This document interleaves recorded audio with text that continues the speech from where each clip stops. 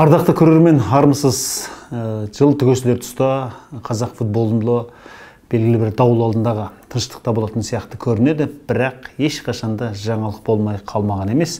Бізде осы қоян жылының соңына қарай Қазақстандағы мықты футболшылардың трансферлері туралы әңгімеге дайындалған едік, бірақ осы аптадағы бір оқиға, бір жаңалық, былайша айтқанда бүйрегімізді бүлк еткізді, және жақсы жағынан емес, кішкене жанымызды ауыртып кеткен сияқты. Сондықтан осы әңгіме төңірегінде біраз шиырлаймыз. Әрине ол Қазақстан ұлттық құрамасының ойыншысы Рамазан Оразовтың Копер командасынан кетті деп әлі де толық айта алмаймыз, бірақ кететіні нақтыланып қалған сияқты. Ендеше осыған өзімізше ой жүгіртейік. Биылғы маусымды Рамазан Оразов күтпеген жерден Павлодар облысының Ақсу командасында бастаған еді. Былтыр Ақтөбеде өте жақсы ойнады, ұлттық құраманың бейлді ойыншысына айналды. Сөйте тұра Ақсуға ауысқаны бір шетін жағдай сияқты көрінген болатын. Шынында да Ақсуда көп тұрақтаған жоқ. Маусымның ортасына жетпестен Тобылға қоныс аударды. Яғни Қостанайдың командасынан бір-ақ шықты. Бір қарағанда шынында да Ақсудың аутсайдерлер қатарында жүргені, сондай-ақ Рамазан Оразовтың ол командада аса бір өзін танып алмағаны, көрсете алмағаны да өз алдына бөлек әңгіме. Ал Тобылға барған соң түлеп сала бергендей болды Оразов. Құрамада кәдімгі таптырмас ойыншы екені күмәнсіз. Ал Тобылда бұған дейін шынында да Қазақстан клубтарында жарқырап көрінбеген сәттердің есесін қайтарғандай сезілді. Базелге алыстан соққан добы қалай болды. Одан кейін Қазақстан чемпионатында алғашқы голдарын соқты. Сөйтіп бір қарағанда осы Қостанайдың командасына тұрақтап орныққан сияқты еді, бірақ қыркүйек айының басында күтпеген жерден бір маусымдағы 3-ші командасына ауысты. Бұл жолы Еуропаға сапар шекті. Копердің команданы біз ішінара білетінбіз, өйткені кезінде Шахтермен Еурокубокта ойнап бір із қалдырғаны бар. Бұлайынша негізі Словенияның футбол дегенде бізге көбірек Марибор командасы еске түседі. Яғни Астанамен кезінде ойнап шулатқан Марибор бар. Сол команда енді өткен қалай дегенде Словения футболының көшбасшысы. Ал Копер деген қарапайым ортан қол команда сияқты сезілетін. Міне осы командаға барғаннан кейін біз тани түстік. Ол кәдімгі мынау Италияға жақын орналасқан, яғни былайша айтқанда Адриат теңізінің жағасында орналасқан шағын ғана кішкентай қала болып шықты. Сол жерде Бонифика дейтін тамаша стадионда ойнайтыны белгілі болды. Сөйтіп қазақстандық жанкүйерлер әдетінше деп айтайық, Копердің әлеуметтік желідегі парақшаларына жазылып, Қазақстанның туын белгілеп, былайша айтқанда біздің өзіміздің ұлттық құраманың ойыншысының бару бекерден бекер емес екенін танытқандай болды. Яғни сол арқылы Копердің әлеуметтік желідегі қолданушыларының саны әлденеше есе өсіп шыға келді. Былай айтқанда тіріліп сала берді. Рамазан Оразовта жаман әсер қалдырған жоқ, өте жақсы ойнап жүрді. Әрине, қазір біз статистикасына қарап отырып, оның осы Копер сапында өткен 12 ойынның біреуінде ғана 90 минут өткізгенін көріп отырмыз. Бірақ жалпы бұл Рамазан Оразовтың осы Коперде нашар ойнағанын білдірмейді. Өздеріңіз жақсы білесіздер, Рамазанның футболдағы жолы кішкене иір-қиыр болып келе жатыр. Қайраттың сапында бала күнінен өсіп, академиядан өтіп, негізгі құрамға ілініп, үлкен футболға жолдама алған сияқты еді, бірақ Қайраттан кетуі де үлкен әңгіме болды. Тіпті Қайраттың сол кездегі басшылары Оразовты сотқа тартуы мүмкін дегенде әңгіме айтылған болатын. Ресей асты, одан қайтып келді, қайта Ресей барды деген сияқты, тағы да Балтық бойына бір барып келді деген сияқты, өзінің футболдағы несібесін ұзақ іздегендей көрінеді. Енді биыл 25 жаста нағыз сақа жасында, және сақа жасында нағыз сақа футболшыға айналғандай көрінген еді. Сондықтан Коперден кетуінің өзі, кетеді деген әңгіменің өзі шынында да төбемізден жай түскендей болып отыр. 10-ші нөмірді алған ойыншы осылайша аяқ астынан неге командаға керексіз болып қалды деген сұрақ бәріміздің жанымызда жегідей жеп жүргені рас. Шынында да Коперге Рамазан Оразов керексіз болып қалды ма? Бұл жерде әңгімен алыстан бастағымыз келеді. Рамазан Оразов Еуропада, алыс Еуропада ойнайтын біздің бірінші футболшымыз. Бұған дейін әрине басқа да ойыншыларды, мысалы сонау кезінде 90 жылдардың аяғына таяу Бельгияның Антверпен командасында ойнаған, яғни бірінші жоғары лигада ойнаған Гурам Макаевты айтуға болатын еді. Одан кейін Пройсен деген командада ойнаған, бірақ бірінші Бундеслигада емес, одан кейінгі Оберлигада ойнаған Асқар Қожабергеновтерді айтуға болатын еді. Бірақ шынында да осы солардан кейінгі Еуропаға жолды жалғаған осы біздің Рамазан Оразов жолды ашқан деп айтуға болады. Өткен кезінде Тоқтар Жаңғылышбайға сол Словенияның Целе командасы қызығушылық танытып жатыр екен деді.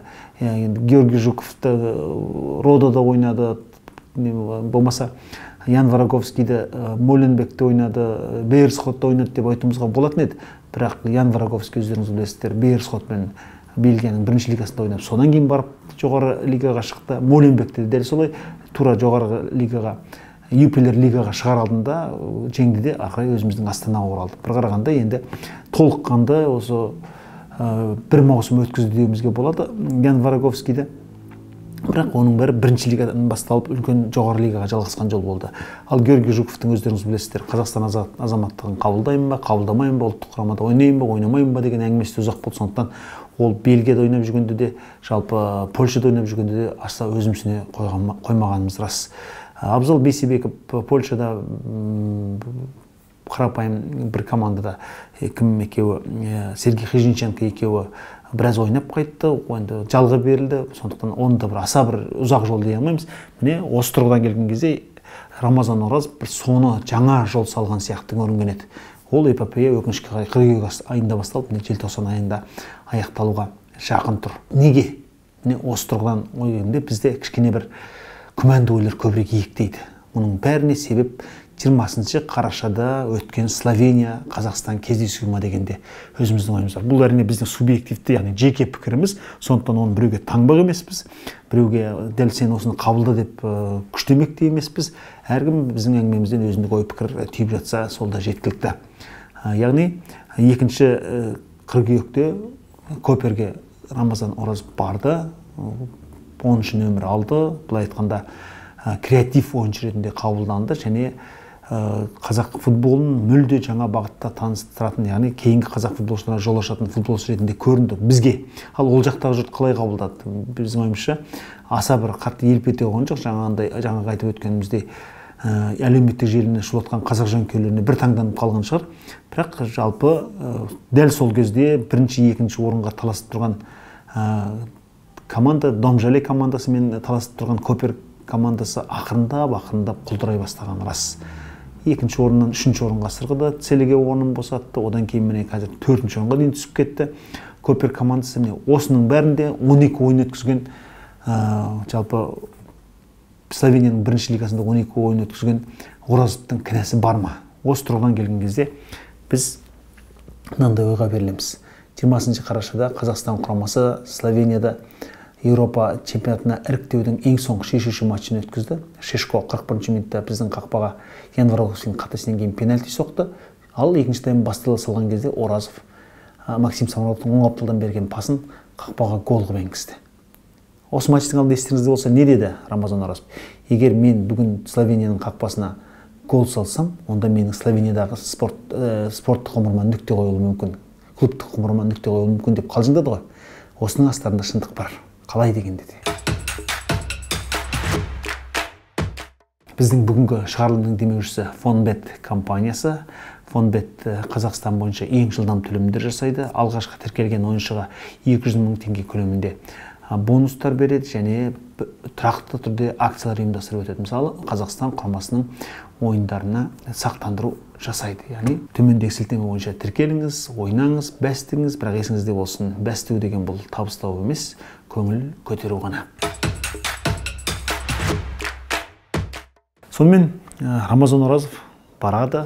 Міне қарап отырсақ, осы 12 ойын өткізді дедік. 12 ойынның ішінде осы 20 қарашаға дейін ойнап келеді де. Мысалы 11 қарашада Домжалеге қарсы 20 минут ойнайды. Бұл 11 қарашада өткен ойын. Ары қарай ұлттық құрамаға кетеді. Ұлттық құрамада 20 қараша күні жаңағы біз айтып өткен голды салады. Сөйтіп Словения құрамасының тағдыры қыл үстінде тұрады да, әйтеуір 86 минутта Вербиш гол соғып, Словения Даниямен бірге тікелей шығады.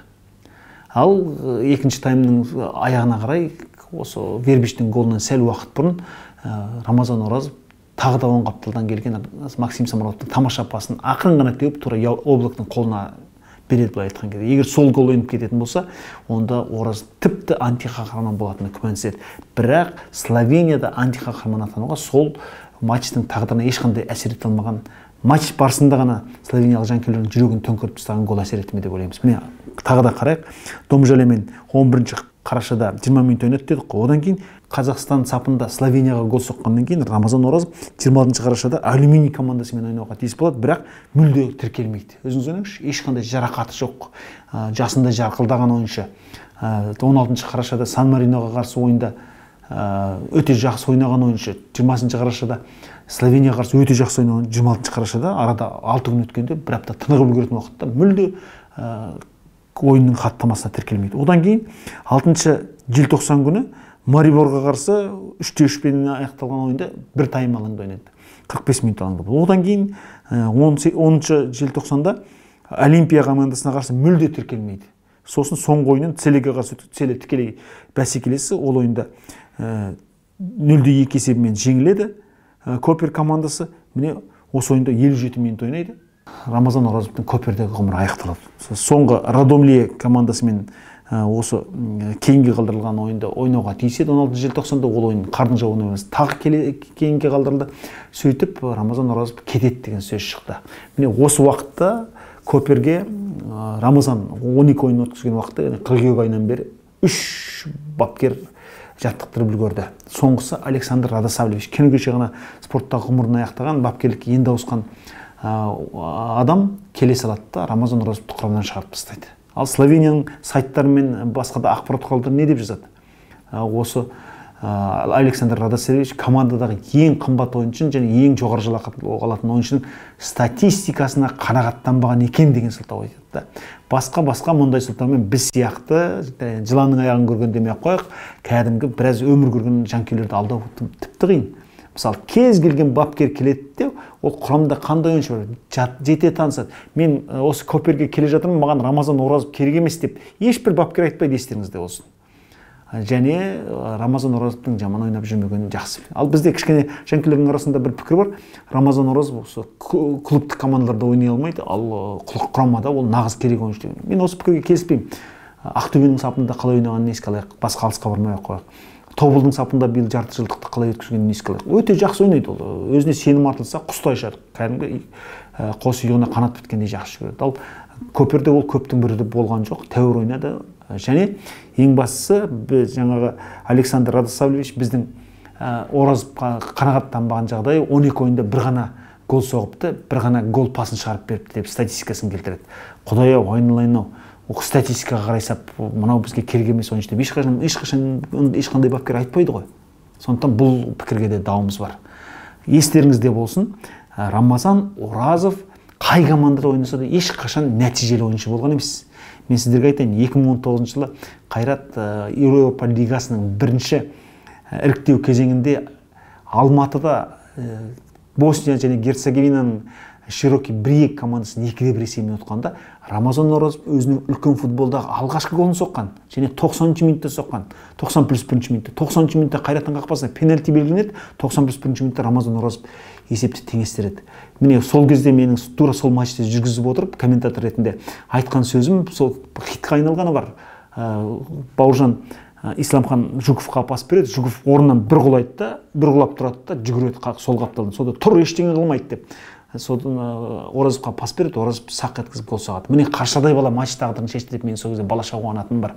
Қазір өздеріңіз интернетте ашып қарасаңыздар сол бар. Бауыржан Исламхан. Ал кеттік.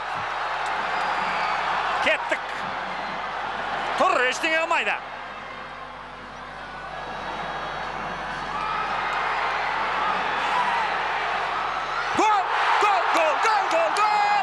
Тұр деп ұрысқан бүкіл жанкүйердің қызық қабылдағаны бар. Сол кезде қараңыздар, 2019 жылы алғашқы голын соғады, өзіңіз ойлаңызшы.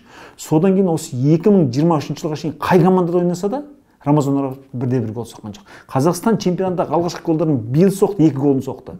Еврокубок екінші голын да Еврокубокта соқты, Базель алыстан соқты, көріңізші. Сонда бұған дейін ешқандай үлкен нәтижелілік көрсетпеген ойыншыны сен 12 ойында бір ғана гол соғыпсың, маған керек жоқ деп айтуға қандай моральдық хақы бар адамдардың, ойлаңызшы. Сондықтан бұл менің ойымша барлығы негізінен 20 қарашада Словения Қазақстан матчында Рамазан Оразовтың соққан голына тікелей байланысты.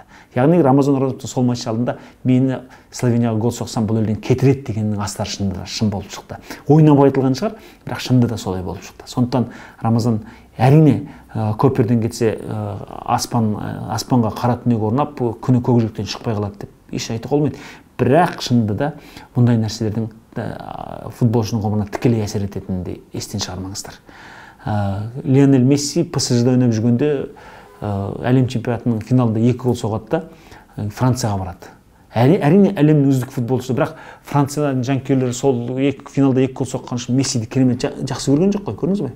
Ол қанша әлемнің үздік футболшысы болса да ұнатпады. Өйткені ол жақсы нәрсе емес. Сенің еліңде ойнайтын команда сенің еліңнің құрамасына гол соқты ешкім де жақтырмайды. Мысалы, өзіміздің де басымыздан сондай жағдайлар өтті ғой. Литваның бір ойыншысы біздің құраманың қақпасына гол соғып кетті, біз ойнап жүріп. Бұл да біздің жанымызға қарадай батқаны бар, мысал үшін. Сондықтан шынында да егер Словения құрамасы Еуропа чемпионатына шықпай қалса, сол кезде Қазақстан жеңіліп, онда Рамазан Оразов мен ойлаймын 20 қараша күні өткен ойында 21 қараша күні Қазақстан қайтарып жіберуі мүмкін еді. Ал бұл жерде кішкене Радосаловичтің келуін сылтауратты, әйтті бүйтті. Әйтеуір Рамазанның орнын босатуды көздеп отырған сияқты. Бірақ менің ойымша бұған дейін де алмағайып кезеңдерді басынан өткерген Оразов нағыз 26 жасқа келетін шағында мұндайдың бәріне сынбайды деп ойлаймыз. Ертең оны кез келген қазақстандық команда керексінетіні бекерден бекер емес, ешқандай күмән тудырмайды. Оның үстіне Қайрат та оны құрамына оралтудың мәселесін қарастырып жатыр екен деген сөз бар. Сондықтан бұл осы бір жақсы сынақ кезеңінен Рамазан Оразов жақсы өтеді деп ойлаймыз. Сондықтан қанша Еуропа кеңпейілді, қанша адами нәрсе бар, қанша адам құқығын олар қорғайды дегеннің өзінде бәрібір бір кішкене ұсақ мінездер көрінбей қалмай жатқан сияқты.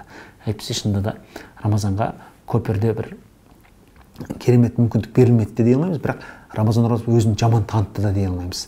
Әріптесім Ербол Қайыров Рамазанды арнайы іздеп барып, кәдімгі Барада Абата дейтін өзінің YouTube каналына жақсы түсіріп қайтты. Сол жерде Рамазанға жұртшылықтың, жанкүйерлердің көңілі қалай екенін, жалпы сол Көпер қаласында қалай еркін әдемі өмір сүріп жатқанын түгел көргенбіз. Сондықтан соның бәрі ертегі болып артта қалды дегенге тіпті сенгіміз келмейді. Сондықтан бұл Рамазанның өміріндегі бір жақсы, аса жақсы кезең емес, бірақ жақсы өтеді деп сенеміз. Өйткені ер мойында қыл арқан шірімейді. Рамазан Оразов Словенияның жанкүйерлерін сол кезде бір толқытқан шығар, бірақ бұған қарап оның футболы осымен бітті деуге келмейді. Рамазан өзін әлі де жарқатып көрсетеді. Ең бастысы ол біздің құрамаға керек ойыншы. Осы 2002 жылы басталған құраманың ертегісі 2022 жылы басталған құраманың ертегісі 2023 жылда жалғасты, және соның басты қаһармандарының бірі осы Рамазан Оразов. Сол 2019 жылы Еуропа лигасының бірінші іріктеу кезеңінде Широкий Брик командасына ойнаған сәтте біз қаршадай бала деп айдар таққан жігіт қазір сақа футболшыға айналып келе жатыр, және онысы әлі де жалғаса береді деп ойлаймыз. Және 25-26 жас деген футболда нағыз береріңді бере бастайтын уақыт, яғни беріп болған емес, бере бастайтын уақыт. Сондықтан Еуропа футболына Оразов әлі де керек болады деп есептейміз. Сондықтан Рамазанға жаңа жылы құтты болсын, жаңа маусым оған өзі күткеннен де көп жақсылықтар әкелсін деп тілейміз. Өйткені алдымызда Грекиямен шешуші ойын бар. Ұлттар лигасының ойыны жазда басталады. Сондықтан құрама мүшесі ретінде Рамазан бізге аса қажет, және ең бастысы психологиялық тұрғыдан беріктігі өте қажет. Ал енді Рамазан туралы әңгімені аяқтай келгенде басқа да қандай трансферлер болып жатыр деген сұрақ қойып өзімізге. Осы біздің ұлттық құраманың ойыншыларының қай-қайсынан да пікір алсаңыз айтады. Неге құрама жақсы ойнай бастады десе, біздің жігіттер Еуропада ойнай бастады. Өздеріне деген сенім артты. Нұралы Әліп Зениттің негізгі құрамында ілініп жүр. Рамазан Оразов Көперде ойнап жүр деген сияқты осы күшті жақсы командаларда ойнап жүрген. Марат Быстровтың Ахматта жақсы ойнаған, бірақ әзірше құрамға ілінбей қалғанын да айтуға болады. Міне осылай біздің жақсы легионерлерді айтуға болады. Бірақ өкінішке қарай осы қысқы трансферлік үзіліс кезеңінде біздің ешбір футболшымыз Еуропаның клубына ауысып жатыр деген әңгіме жоқ. Абат Айымбеттің Ақтөбеге ауысатыны белгілі болып қалған сияқты. Бағдат Қайыров Тобылдан Ақтөбеге оралды, өзінің туып өскен командасына оралды. Стас Покатилов Ақтөбеден кеткеннен кейін Еуропаның бір командасына барады екен деген бір сыбыс шығып еді. Ол Тобылға ауысып отыр. Тобылда енді қазір 3 мықты қақпашы бар. Покатилов, Коновалов және Сұлтан Бұсырманов. Міне осы бәсекелестік одан қыздырады деп есептейміз. Еркін Тапалов Түркияның Маниса спорт командасына ауысады екен, бірінші лигасында ойнайтын деген сөз болған еді. Ол да кішкене сиыр құйымшақтанып кеткен сияқты. Бірақ енді Еркін Тапаловқа қазір Қызылжарды өзінің құрамында қалдыруға Еркін Тапаловты жаны салып жатыр, бірақ басқа да командалар қызығушылық танытып жатыр. Тіпті бір емес бірнеше команда таласып жатыр. Сондықтан Еркін де алдағы уақытта нақты қай командада ойнайтынын шешетін шығар. Ал енді осының алдында бір айдай бұрын Манчестер Юнайтед біздің Нұралы Әліпке қызығып жатыр екен деген бір дүмпу сөз тарап кетіп, ары қарай гуге айналып кеткен еді. Оның ешқандай да бір нақты дәлелі болмаған, тіпті Десан сияқты үлкен таблоидтың өзі осы мәселені зерттеп көрген болатын. Ал енді қазір Нұралы Әліпке Реал Мадрид қызығып жатыр екен деген сөз бар. Енді мұның қаншалықты өміршең екенін білмейміз. Бұл да бір кезекті дүмпу гугу сөз сияқты сезіледі. Бірақ осындай сөздің өзі кішкене жанға жылу оятады екен. Бұған дейін тіпті біздің ешбір футболшы туралы мұндай гугу сөзі шықпайтын еді ғой. Әрине Карло Анчелотти Нұрлы Әліптің ойынын тікелей қадағалап жүр екен. Қазір мынау Эдер Милитао жарақаттанып жатқандықтан орталық қорғаушы керек екен деп сан-саққа жүгіртуге болатын еді, бірақ оның ешқандай негізі жоқ болғандықтан да, және біздің Қазақстан футбол федерациясы, Қазақстан ұлттық құрамасының бас бапкері Магомед Әдиев өздері де түсініктеме беріп, біз Нұралы Әліптің өскенін қалаймыз деген сияқты, былай айтқанда сырғыма жауап бергеннің өзі де бұл әңгіменің әзірше табан тірейтін бір жері нүктесі жоқ екенін аңғартады. Бірақ кім біледі, осындай бір алдымен жаңғырығы шығып, содан кейін барып нақты іске айналатын да жағдайлар болады. Нұралы Әліп кімнен кем мысалы үшін қазір? Ол Роберт Теннан сияқты мықты футболшыдан негізгі құрамдағы орны тартып алды. Ұлттық құрамадағы орны ешқандай күмәнсіз. Сондықтан шынында да не Манчестер Юнайтед, не Реал болмаса да ертең Еуропаның бір мықты командасы Әліпті құрамына тартып жатса, біз ешқандай таңданбаймыз. Оған алғышарттар бар деп есептейміз. Ал Максим Самородов Қазақстаннан кетеді екен деген әңгіме де болды, бірақ жақында ғана оның осы жазға дейін Ақтөбеде қалуды көздеп отырған айтылды. Және Максим Самородовтың өзі мен Қазақстанда Ақтөбеден басқа командада ойнамаймын деген мәлімдеме жасады. Яғни оған Астана құда түссе де, қазір қайта еңсе көтеріп келе жатқан Қайрат қызығушылық білдірсе де, Ордабасы сияқты чемпион команда көз алартса да, Максим Самородов шынында да Ақтөбеден басқа ешбір командада ойнамайтын шығар. Биыл Максим өте жақсы ашылды. Ұлттық құраманың негізгі ойыншысына айналды. Словения мен Солтүстік Ирландияның қақпасына гол соқты. Сондықтан оны Еуропаның кез келген командасы шабуылдаушы ойыншы ретінде құрамына тартып жатса, жаңа Нұралы Әліптің жағдайындағыдай біз ешқандай таңданбаймыз. Өйткені қазақ футболшыларының, қазақстандық футболшылардың тасада қалатын кезі артта қалып бара жатыр. Енді осы қысқы үзіліс кезеңінде біраз командалардың қаржы жағдайы әлде шатқаяқтап тұрғанын білеміз. Қайрат сияқты командалардың құрамына Георгий Зария сияқты Грузия ұлттық құрамасының ойыншысын шақырып жатқаны, Лука Гадраниді құрамына тартқаны, Элдер Сантаноның құрамына тартқаны туралы әңгімелер ұзақ айтуға болады, бірақ мұның бәрі әлде жалпы трансферлік кезеңнің түйіні бола алмайды. Демек біз алдағы 2 айда, яғни суперкубок ойындары басталғанша, одан ары қарай ұлттық чемпионат басталып, ұлттық құраманың ойынына жалғасқанша әлде трансферге қатысты көп әңгіме айтамыз. Сондықтан мұның бәрі жалпы жыл басталар сәттегі, жыл аяқталар және жыл басталар сәттегі біздің жанкүйер көңілімізді түрлі саққа жүгіртетін әңгімелер деуімізге болады. Ендеше Рамазанға да біздің басқа командаларға ауысуға тәуекел етіп тұрған футболшылардың бәріне де сәттілік тілейміз. Жаңа маусым оларға өте сәтті болсын деген сенімдеміз. Аман сау болыңыздар.